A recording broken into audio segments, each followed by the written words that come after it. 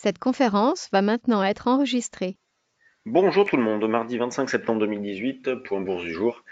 Eh bien la séance commence très bien, on a déjà fait un bel écart sur le CAC 40, sur le futur, donc notamment en synthétique, on a vendu à 83, racheté à 66. Donc vite fait, bien fait, sans souffrance, on a un marché qui évolue toujours entre les mêmes limites et on voit qu'il n'y a pas de moteur. Le seul moteur, c'est qu'on a eu ces derniers temps, était les pressions techniques, notamment avec l'échéance vendredi. Maintenant que ces pressions-là ont diminué, eh bien le marché ne fait pas grand-chose. Alors il reste pas mal, hein, notamment à l'image du retracement que l'on a eu en fin de séance hier, puisqu'on est revenu chercher la zone des 5445, 5450, qui était le niveau d'ailleurs que l'on proposait depuis le matin comme niveau de rebond possible. On a par exemple nous acheté à 5453,5. Donc ensuite, il a fallu être un petit peu patient. On pouvait déjà faire un écart le soir, mais sinon aujourd'hui, on a pu faire carrément un grand écart.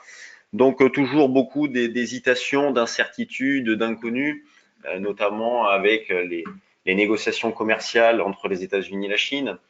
La question que l'on se pose, est-ce que le marché peut aller plus haut avec la menace des sanctions douanières revues en hausse en janvier?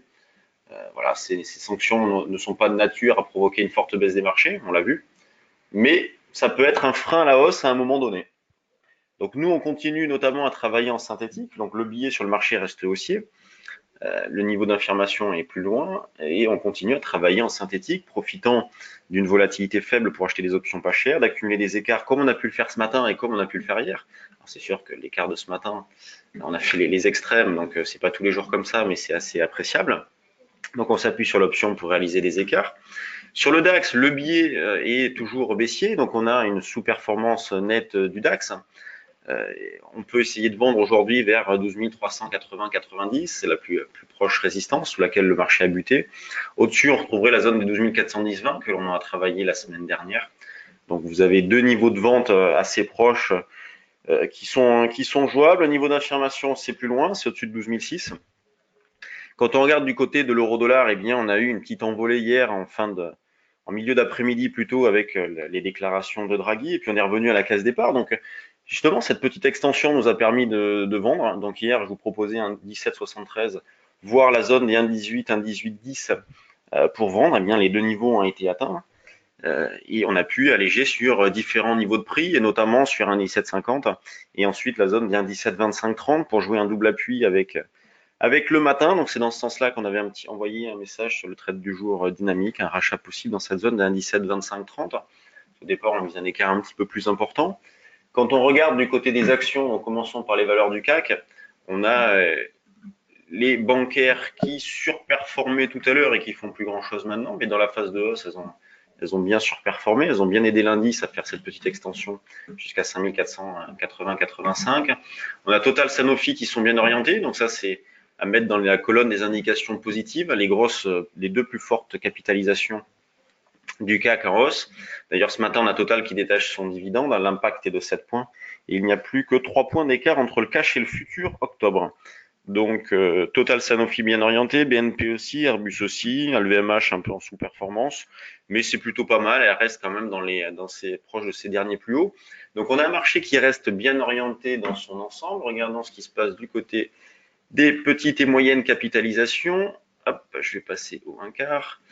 Donc il est 9h25, on a 32 valeurs, une petite majorité de hausse, Vernier à la hausse. Donc on a une alerte volume sur Vernier, on voit que le volume est nettement plus important que ce qui se fait habituellement.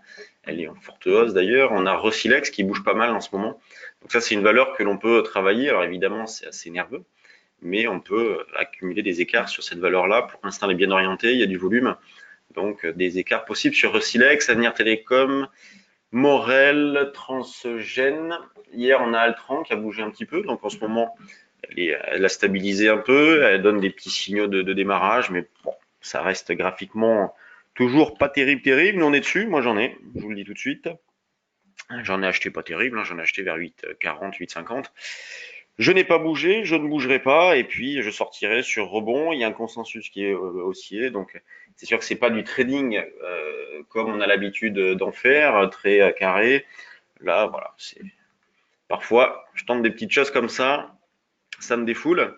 Et sinon, au niveau des signaux, il n'y a pas grand-chose, pas énormément d'alertes sur les valeurs. On notera aux US le Russell 2000 hein, a déclenché un signal de vente. Donc soyons méfiants. Je vais vous l'afficher. Hop.